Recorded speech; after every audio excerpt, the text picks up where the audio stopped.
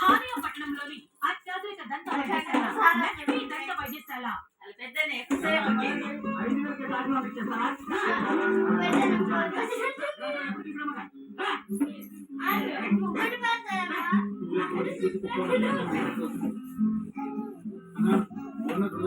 నీరే ఇస్తున్నానా చెప్పండి అధికారి వాటర్ ఇస్తలేదా వాడు రాత్రి పడుకుంటున్న తర్వాత బకెట్ మేము లాగే లేదండి నేను నా ఫ్రెండ్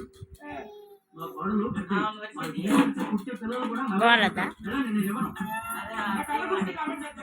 ఏం ఆడితే